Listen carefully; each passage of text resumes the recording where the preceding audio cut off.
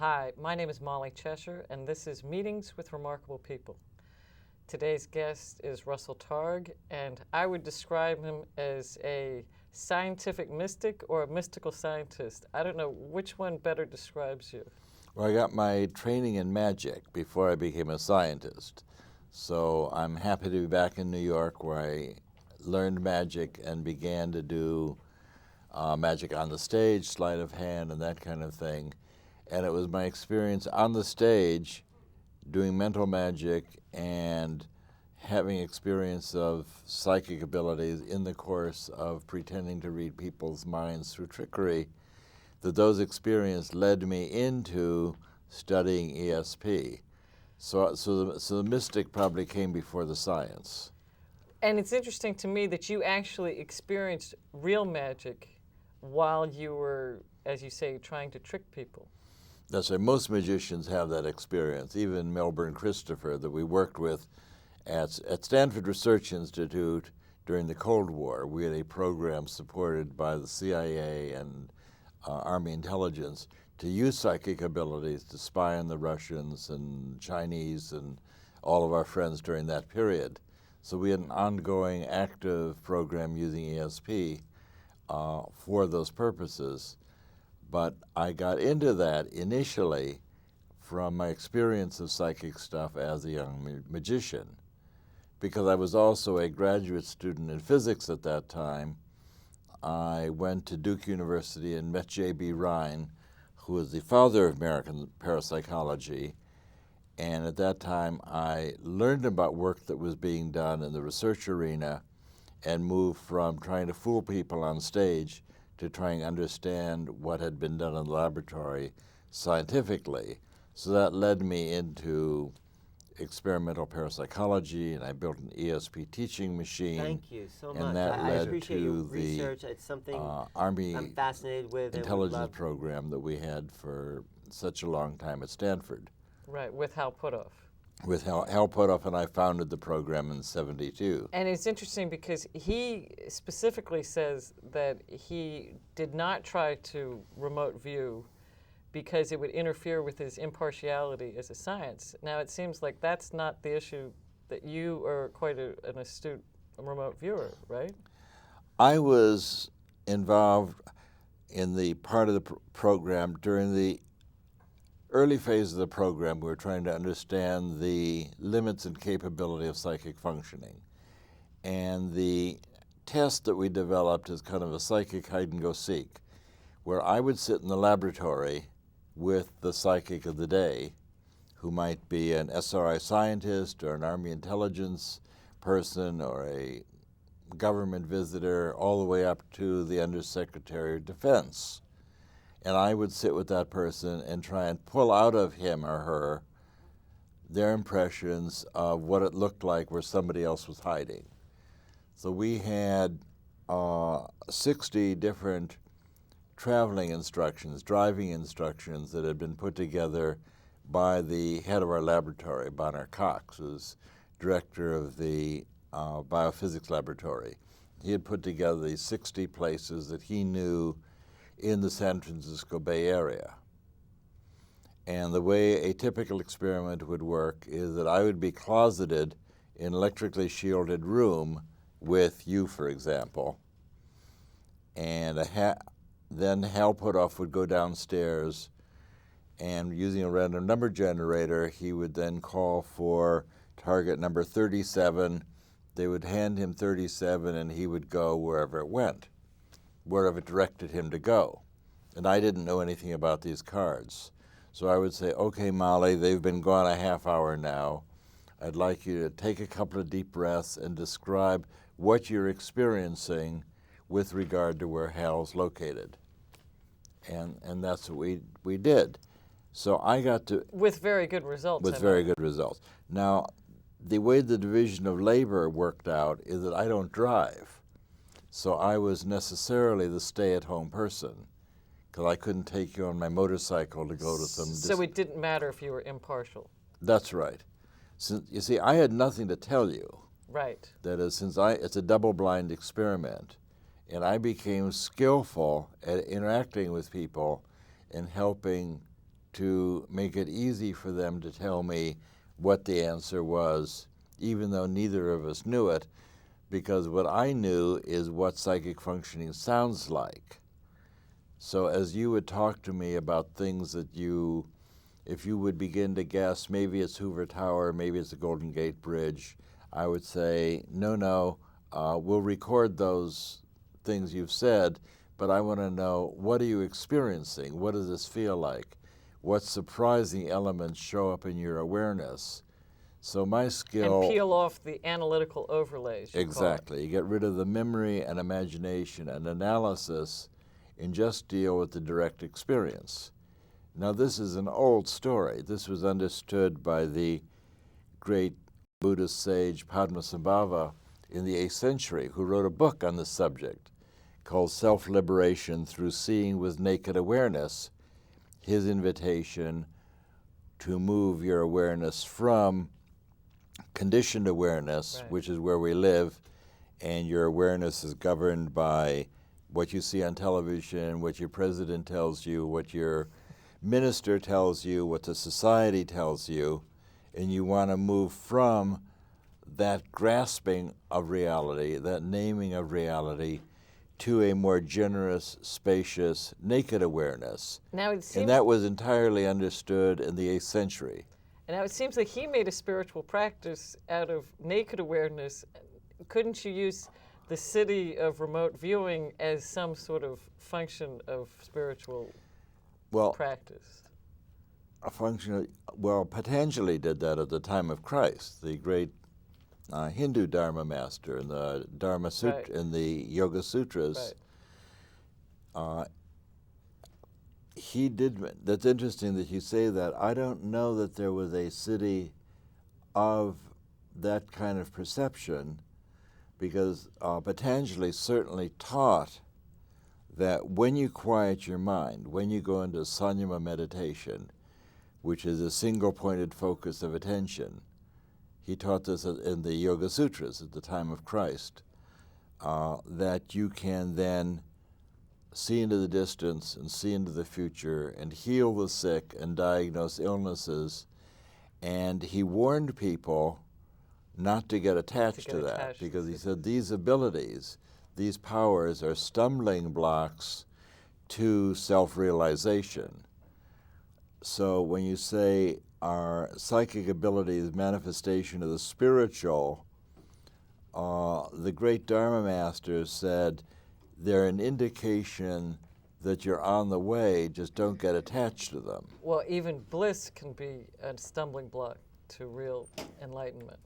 That's right.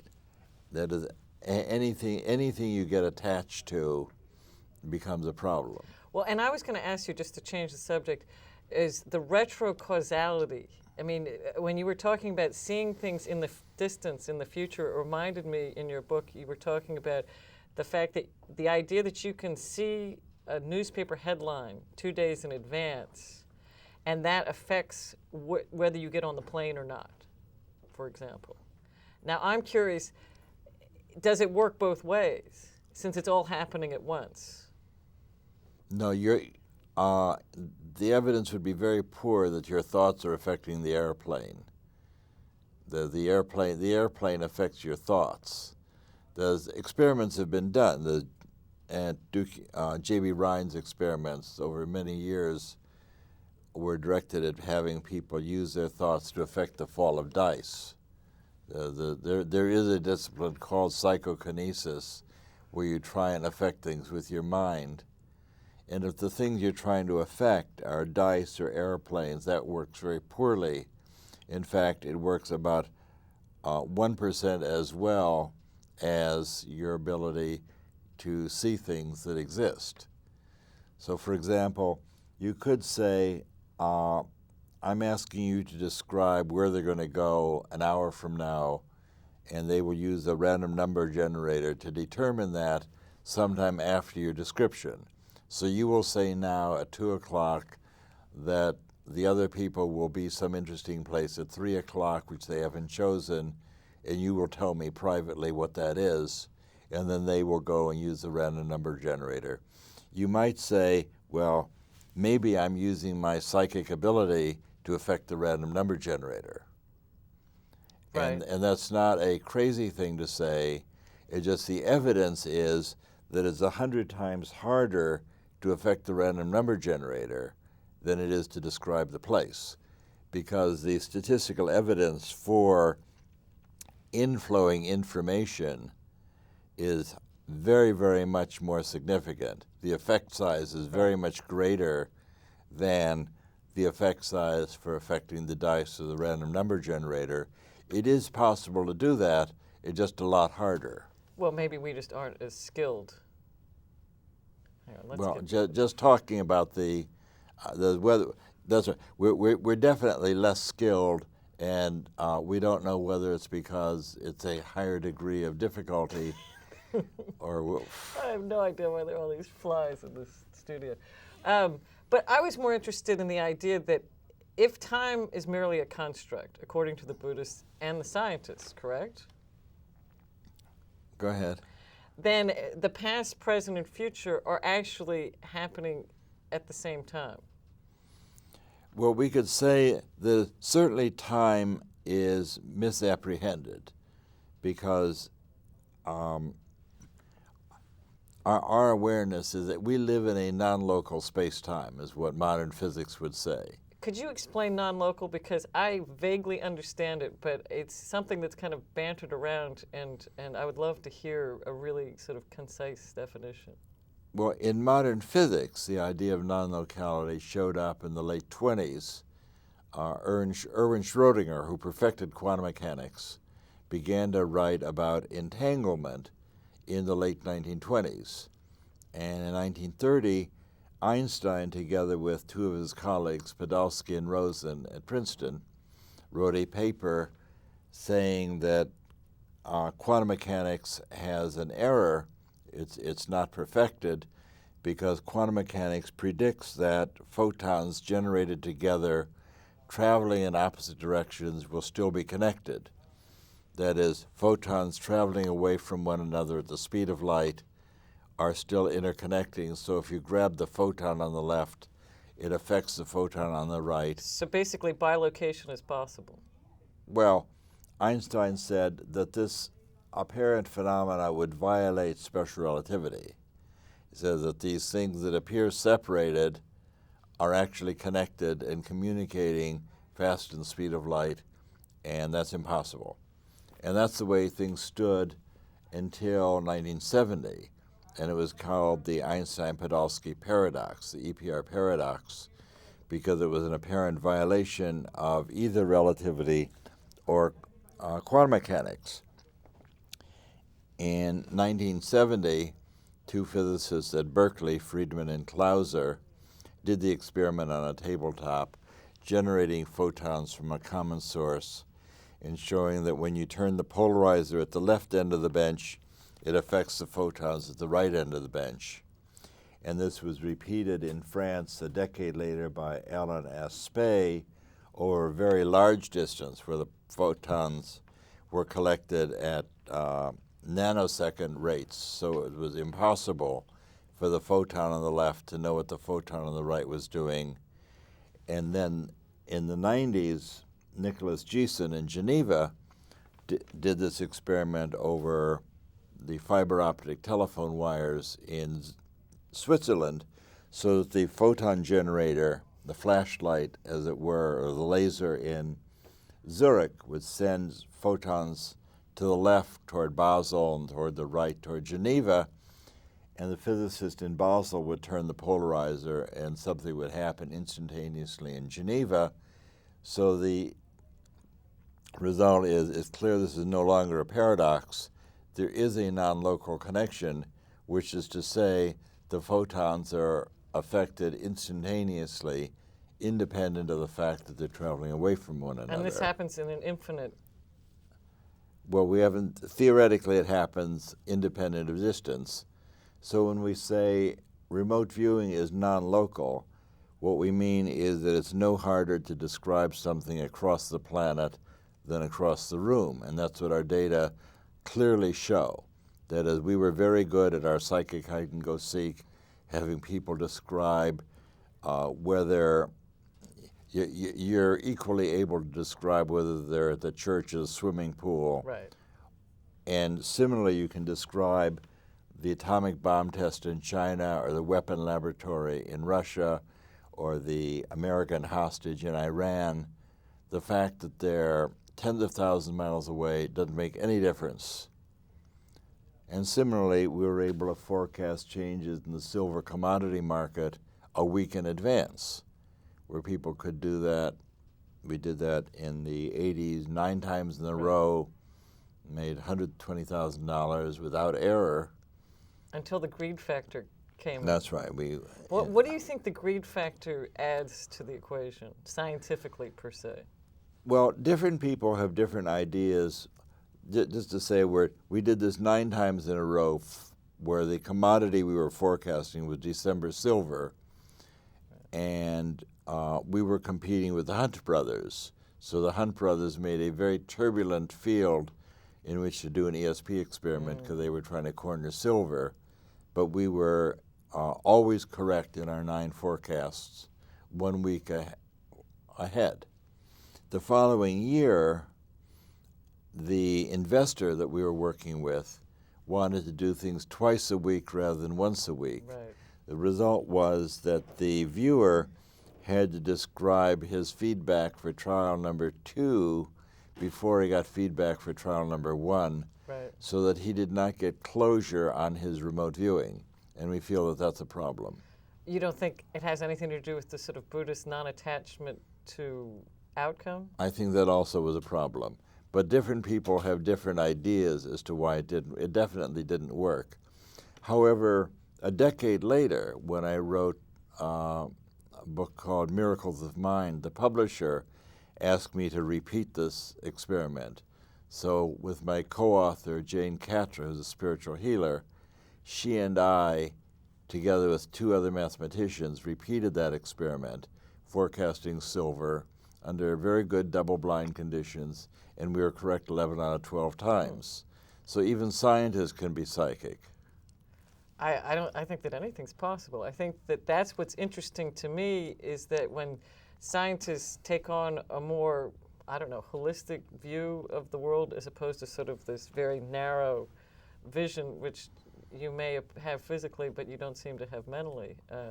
Well, the Buddhists talk about non-locality from the earliest days. If you turn the pages of the Buddhist, the Prajnaparamita, especially the Diamond Sutra, every page talks about non-locality. That is, the idea that separation is an illusion. The idea that we are not separated is a very common idea. Even in the earliest Vedic writing, 4,000 years ago, you've all seen the little yin and yang symbol, Sure. the Atman equal Brahman. Well, Atman is your own self, and Brahman is all of physical and non-physical space-time. And the teaching was, the Paramita, the highest teaching in the Hindu Vedic teaching, is that your own self is one with all of physical and non-physical space. There's no separation between your awareness or your heart or yourself and the whole universe around you. So it's a very, very old idea. And it's a teaching that says your awareness is non-local. Your awareness is one with all of space-time. I mean, it seems to me that's the challenge, is how to be aware of the reference point and yet not get so passive that you lose the ability to maneuver within. Well, modern the physics ocean. has finally caught up with the ancient teachings. So the idea of non-locality is no longer a metaphysical idea, but if I were back in graduate school at Columbia, I'd probably doing some experiment involving entanglement, because the idea that photons that are born together remain together is the new, hot, very interesting idea in modern physics. It's the idea that twins who are born together, of course, and then separated, continue to have remarkable occurrences in their lives. And my friend Guy Playfair, who's an English parapsychologist, recently wrote a book called Twin Telepathy, describing the remarkable experiences of identical twins who were raised apart. It doesn't seem to happen as much for fraternal twins. My mother is a twin, and none of the same kind of experience of being born in the same egg and sperm seems to have happened. Well, the same egg means that you have the same DNA, Right. which means that each of your billions and billions of molecules are identical. Right. So it's as though I have two tuning forks here, both tuned to A, and I strike one of them, then the other one will obviously ring because they're identical tuning forks tuned to the same frequency. Similarly, what we know is that if you hit one twin, the other one gets sick. And it's because they have this entanglement that transcends space and time, even though they're far, far away. So, I mean, let's expound on that theory of entanglement. How is that going to affect the future, do you think? Well, it's the idea that in a non-local space-time, the future is already available. The reason we can know the future is because there's no distance to us in the future. For example, a simple kind of non-local world that we could live in would be a multidimensional space-time where we're grounded here. We're on the physical Earth in the material universe, and you have to take the subway to go from uptown to downtown. It's very, very materialistic. But if there are additional dimensions that you have access to, for example, if you have access to a complex space-time, then you could identify any point in the distance or in the future, and you could say, I'm thinking of something that's 100 miles away in a day in the future. You're thinking of Mount Kisco up the river tomorrow. In order to get there, I have to take the train, and I'd get there tomorrow. And that's one way of getting there. Or I could say there will always be a point, there will always be a path through complex space-time, out into complex space, out into complex time. We want to go from here now to Mount Kisco tomorrow. There will be a path that allows us to do that in zero distance.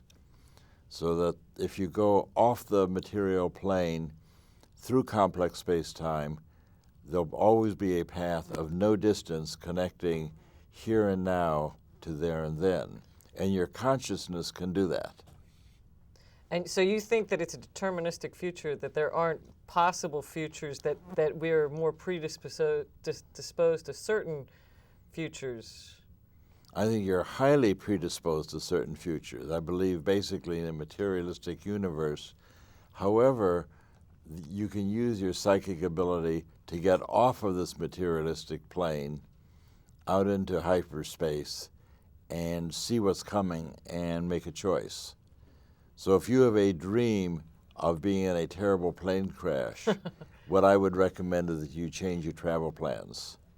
I think that you are not determined to be on this airplane because your consciousness has access to all space and time and gives you some freedom. To the extent that you're earthbound, then you have even less choice than you think you have, in my opinion. Well, for example, you were talking about the soul after death, so to speak. I mean, is there physical evidence in a physician's terms that there is actual mass to the soul that could continue on after death? No, I don't think there's any mass to the soul that continues. Well, something does. I mean, is it electronic or I mean electromagnetic? Well, we believe in lots of things that don't have mass. That is, we believe in electromagnetic. The mind-body problem is sort of a 19th century problem that occurred before people knew about fields. That is, you can use a electromagnetic pulse to knock over a camera and knock over a person at a distance. They're electromagnetic pulses are weapon systems. That don't have mass. There's no mass at all. It's just a pulse of electromagnetic energy. But the evidence that something survives bodily death is very, very good. The evidence for the survival of a intact personality is quite good now. And it seems to me that it stays in the same rut. I mean, like, we change our personalities according to our circumstances. You know, if it's hot, we get cranky, and if it's cold, you know. So why is it after death that it seems sort of locked in stone that people don't seem to shift? You know, you hear about sort of ghosts doing repetitive things that... I've certainly heard that, and I don't know the answer. Some experiments were done about 5 years ago where a medium was asked to locate a deceased chess player. Right. And a chess game was played between a deceased chess player named Geza Meretzi, who's a Hungarian grandmaster, and Victor Korchnoi. And they played a 60-move game of chess at grandmaster level, and Meretzi played just the way he always played. He played very constipated, complicated game where no pieces were exchanged. In the end, he lost because the living chess player, Victor Korchnoi, was aware of modern developments in the endgame, and the deceased player had not been keeping up with his chess since he died. So the living player did win, but it was played at grandmaster level, even though one of the people was dead. So do you think that here on the earthly plane, it may be more primitive, apparently, but it's actually a place where change can actually occur? Change can actually occur on Earth, and I, of course, don't know anything about what's happening. I don't know what the deceased chess player was doing for the intervening 50 years. He had not gotten any weaker, because he did last 60 moves with a international grandmaster. Both of them were, in a sense, always a bridesmaid but never a bride, because both Victor Korchnoi and Geza Meretzi were second best player in the world for a long period of time during their lives. Neither of them was ever world champion, and they played one another at grandmaster level in the 90s, even though one was dead. Well, unfortunately, that's all the time we have for today, but these thoughts are very provoking, and I really appreciate you talking with me. I'm very happy to talk with you. Thank you. This has been Russell Targ, author of Do You See What I See? And I'm Molly Cheshire, and this has been Meetings with Remarkable People. Thank you very much. Thank you. I actually had some funny an experience.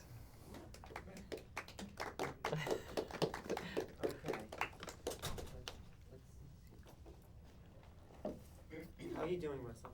Okay, so we have 3 shows. Which one gets the award? I think Molly gets the award.